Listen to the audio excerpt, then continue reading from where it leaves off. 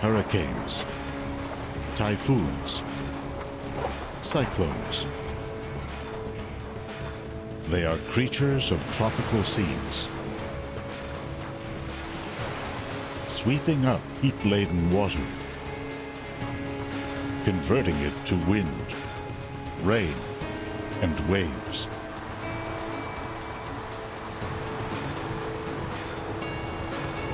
Why do a rare few evolve into colossal monsters that leave in their wake a trail of destruction, death, and despair? Do we now face a rising tide of super hurricanes and typhoons?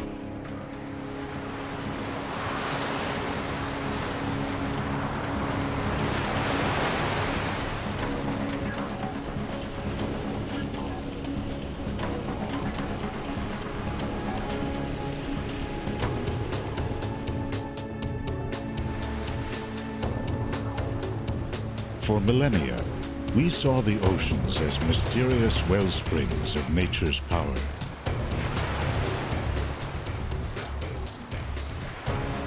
Capable of rising up and engulfing us. In William Shakespeare's drama, The Tempest, a ship's crew faces a sudden maelstrom, as dramatized in the 2010 Julie Taymor film. Unknown to the crew, the storm was conjured by a would-be ruler turned sorcerer. Hell's empty and all the devil's here! The story is said to have been inspired by a storm that sent the English flagship Sea Venture onto Bermuda Shoals in the year 1609. It's now one of many shipwrecks that litter tropical sea bottoms.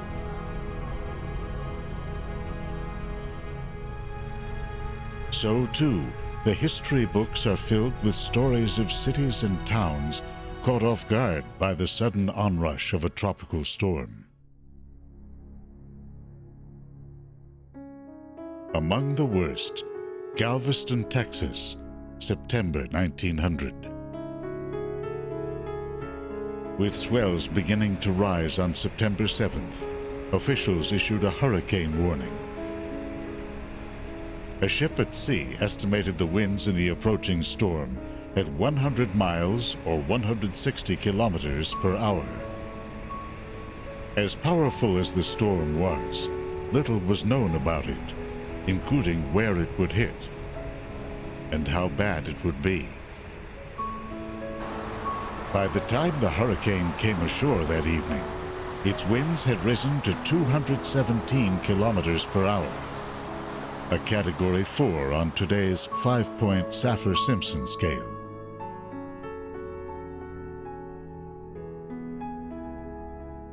In what is still to this day the deadliest natural disaster in American history, 8,000 lives, 20% of the island's population, were lost.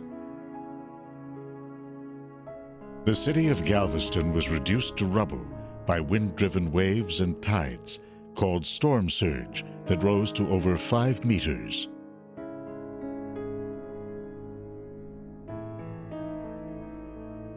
Hurricanes, also called cyclones or typhoons, are giant rotating storms that feed on solar heat captured by tropical oceans.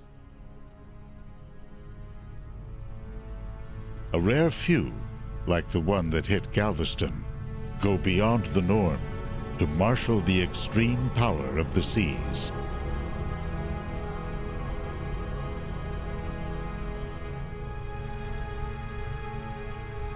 In 1969, weather satellites showed Hurricane Camille bearing down on the Mississippi coast.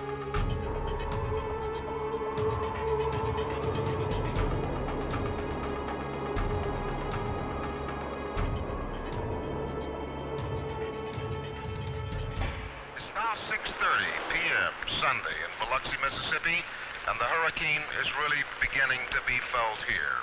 As you can see, the palm trees are blowing, the rain is beginning to increase, and the sea is beginning to churn in the Gulf. It promises to be a long, long night in Biloxi. The storm intensified suddenly as it hit land, with Category 5 winds of over 300 kilometers per hour, and a storm surge that reached 8 meters high. Camille wrecked the coastline and drowned 143.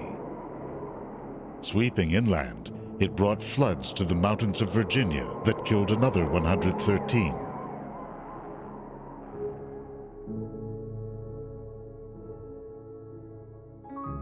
Ironically, just as Camille headed for landfall, scientists flew out to Hurricane Debbie to perform the last in a series of experiments designed to bend back nature's power.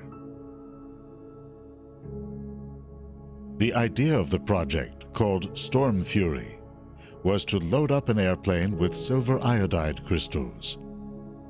Flying around the periphery of a storm, they would spread the crystals around in hopes of stimulating new cloud formation, and in so doing, steal the energy flowing into the eye.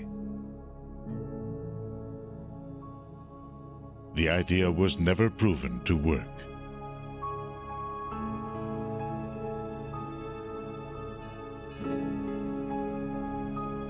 We now see hurricanes, typhoons, and cyclones as the product of climate systems on a much larger scale. Water and wind, oceans and land.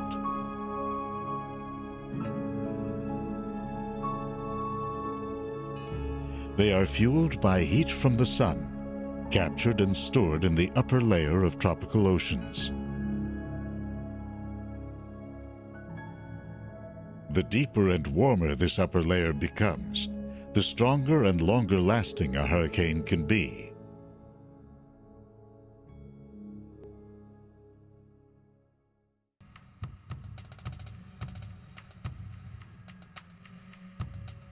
In the Atlantic Ocean, they often begin their lives over mountains in East Africa.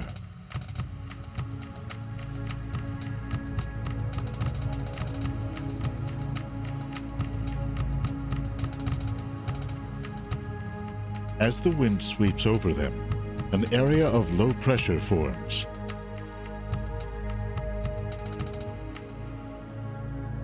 It travels across the Sahara Desert, then moves out over the warm Atlantic. There it can spawn thunderstorms over a broad region. As the low gradually comes under the influence of the Earth's rotation, called the Coriolis force, it begins to spin. As the storm intensifies, the pressure in its center continues to drop, forming what's known as the eye. It acts like a partial vacuum, causing winds at the sea surface to spiral inward toward it.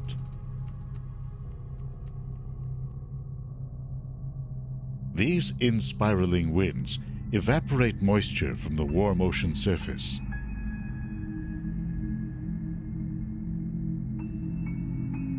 As they near the eye, they veer upward, producing clouds and rain.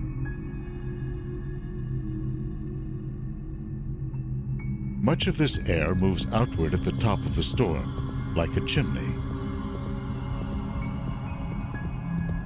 Some flows back down into the center, causing the eye to dry out and become clear.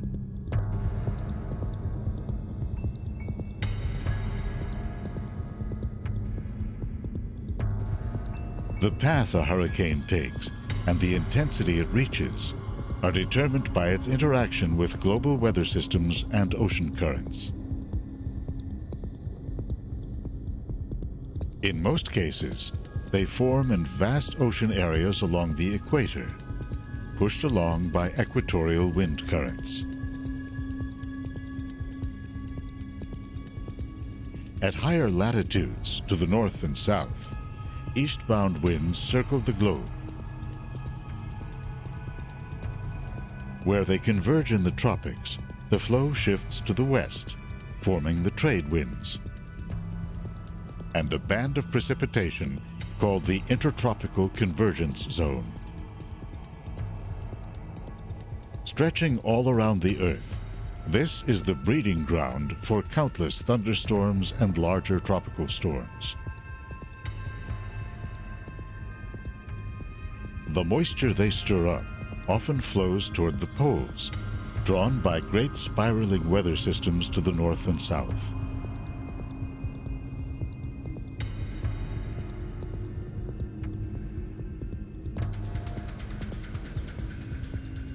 When the tropics flare up, a fleet of satellites monitors the activity and sends down a wealth of data about the state of the oceans and the atmosphere.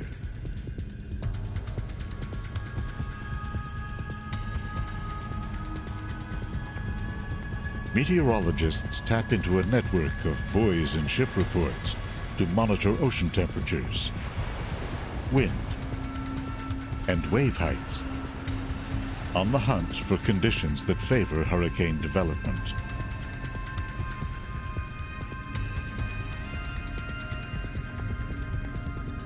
From all this data, meteorologists have improved their ability to forecast the twists and turns of a hurricane's path.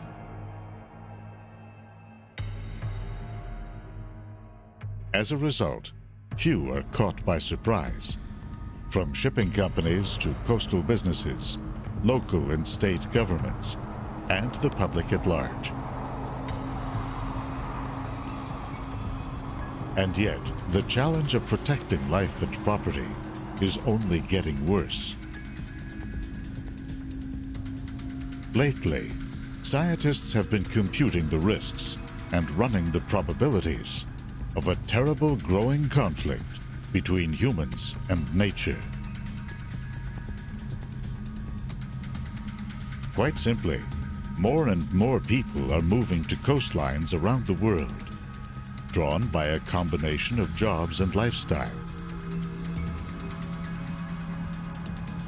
In the United States, for example, 39% of the population lives in coastal counties. A Columbia University report takes a global look at this trend by identifying major disaster hotspots. Bangladesh, the Philippines, the east coast of China, the east coast of North America,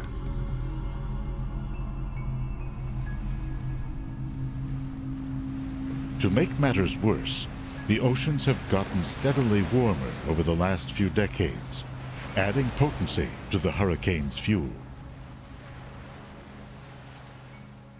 Sea levels are expected to rise by as much as a meter by the end of the century, increasing the risks of storm surge. As more people pack the coastlines, man and nature are in the midst of an excruciating head-on collision.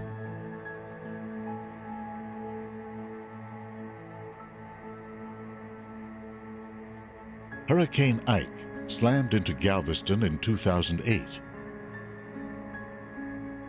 The cost in 2010 dollars, $28 billion. Andrew hit Miami in 1992. $45 billion. Sandy swept into New Jersey in 2012. $60 billion.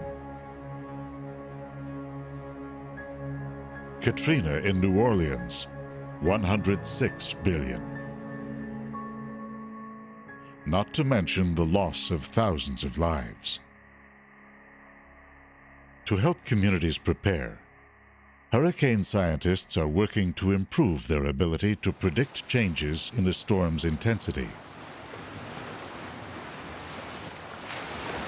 To find out whether it will fizzle, bringing only wind and high surf.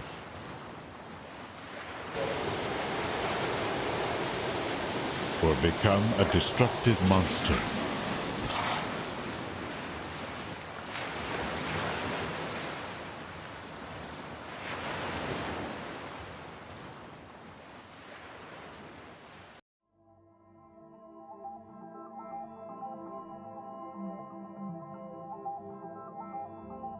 As large as a hurricane is, its behavior is subject to subtle shifts in wind and ocean currents, the presence of land masses, and the interaction of all the clouds and water molecules and even dust within it.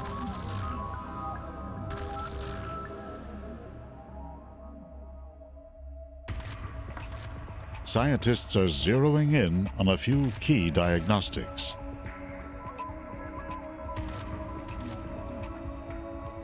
One of these is the warmth of the ocean out ahead of the storm, the fuel that feeds a hurricane.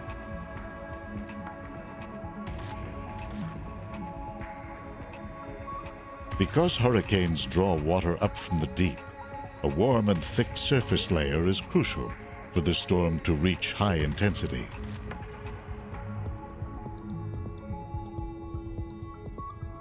When Hurricane Katrina entered the Gulf of Mexico in 2005, it encountered a wide and deep tongue of exceptionally warm water that originates in the Caribbean,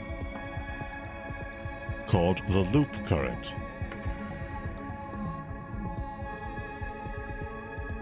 As Katrina moved over this current, its winds picked up speed, reaching 281 kilometers per hour, Category 5 status. A series of individual storms literally exploded close to the eye, visible in this sequence of satellite images. This often happens when the eye of the storm, the central region, contracts, getting smaller. As the storm spins up, the winds moving around the eye accelerate. Eddies or vortices begin to develop. These whirling winds evaporate large volumes of moisture from the ocean surface.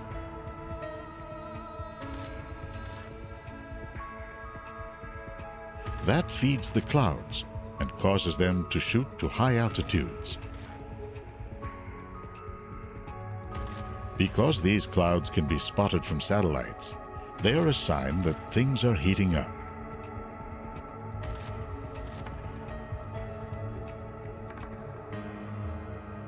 These are photographs of the central, clear eye of Hurricane Katrina, taken by researchers who flew into it.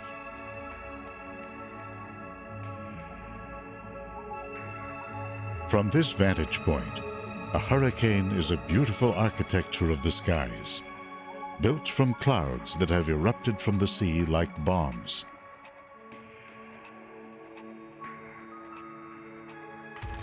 Their rise coincided with a fierce battle that had begun to develop deep within the storm.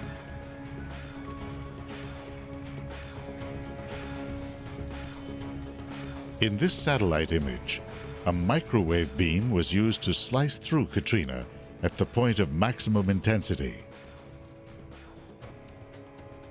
Storms were rising all around the hurricane. In radar images since the 1980s, scientists have seen that even as a tight, clear eye wall forms, conditions can be so favorable for hurricane development that a second eye wall forms around it. That steals some of the inflowing air and causes the inner eye wall to fade away. The outer eye then contracts, forming a new inner eye. Through this process, strong hurricanes can go through cycles of weakening and intensifying.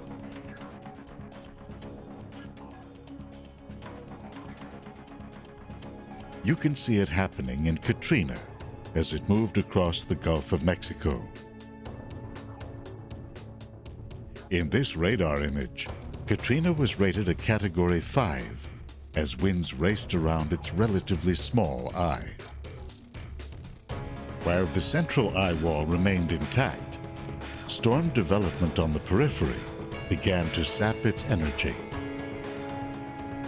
Entering cooler waters along the coast, it ramped down to a Category 3.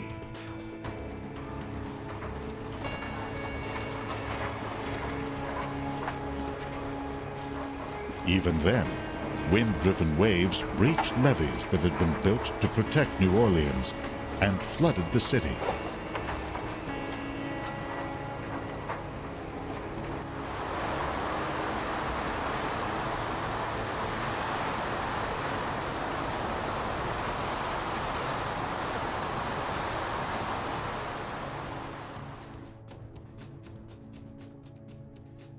But not all destructive storms fit this mold. Hurricane Sandy was a rare late October storm, rated Category 1 as it moved up the Atlantic seaboard. Forecasters predicted that Sandy would be blocked by a high-pressure system moving across Canada, then drawn to land in New Jersey by a storm moving up from the south.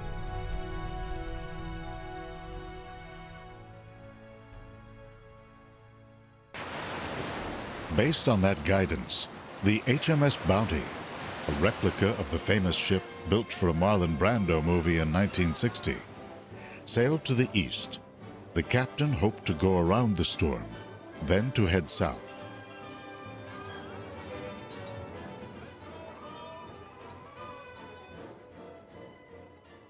Instead, the ship sailed into the storm.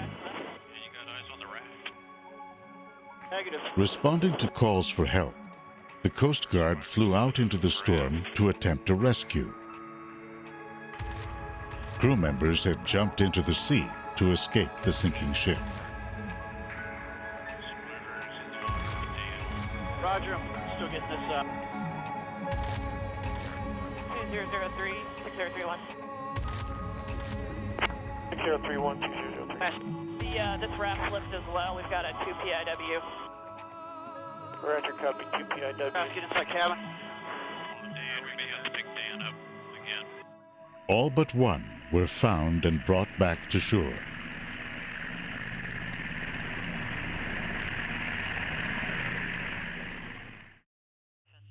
Looks kind of interesting.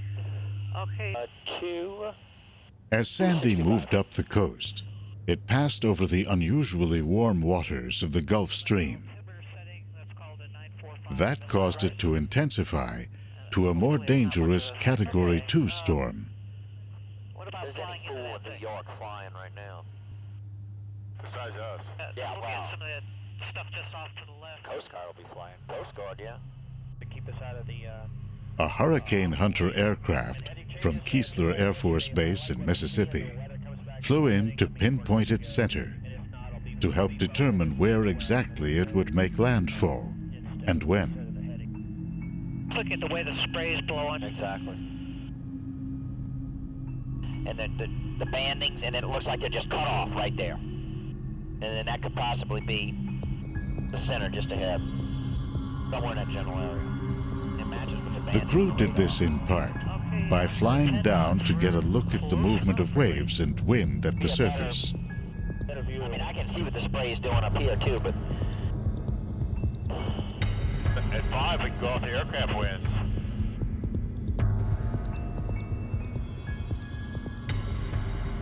we're definitely hunting now. Well, it's nasty down there. Nothing like we saw yesterday though in that other southern part. Turning into colder coastal waters, Sandy lost strength as it came ashore at night in New Jersey.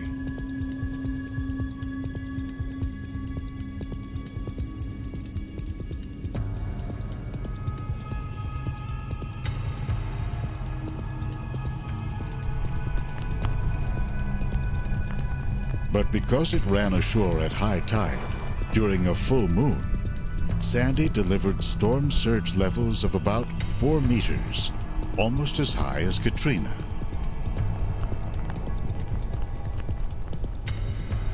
As accurate as the forecasts had been, they could not have prevented the catastrophic damage that the region sustained.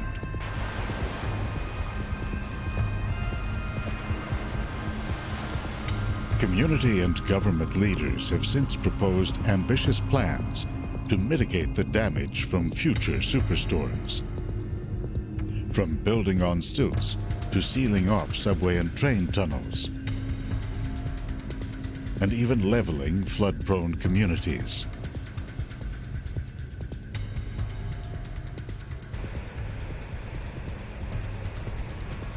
Whether or not future sea levels rise, or storms become stronger, coastal population growth around the world ensures an ongoing stream of mega disasters.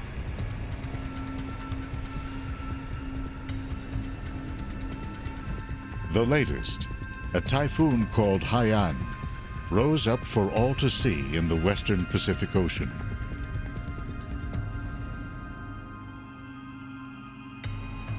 With no land masses to disrupt it, or cool currents to sap its strength, Haiyan reached super typhoon status.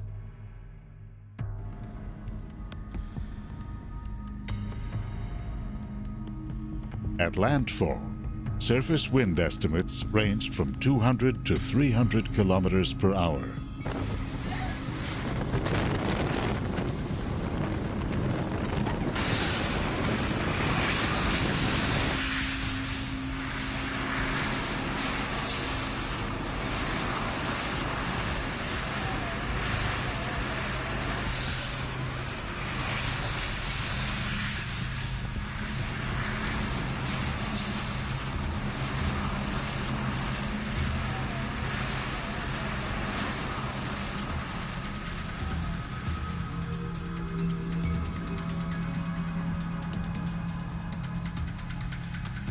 Hitting a densely populated region in the Philippines, the storm displaced some 4.3 million,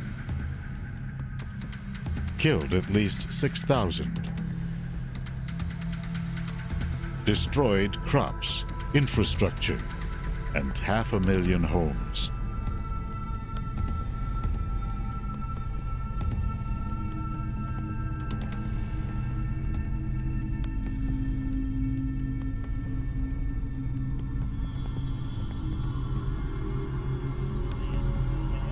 The tools scientists are now using to study and predict the rise and fall of tropical storms are more accurate than ever. Rainfall rates, convective towers, the battle of the eye walls, and more. They are learning how these factors evolve within the context of changing storm environments and a changing global climate.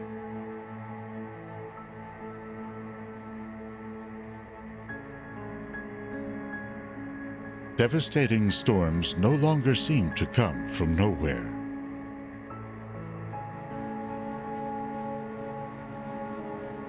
At the same time, when a super hurricane and super typhoon forms, the stakes are steadily rising.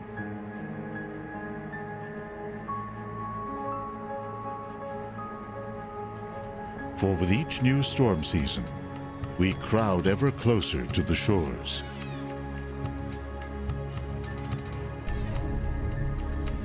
And brace ourselves against the gale winds and rising tides.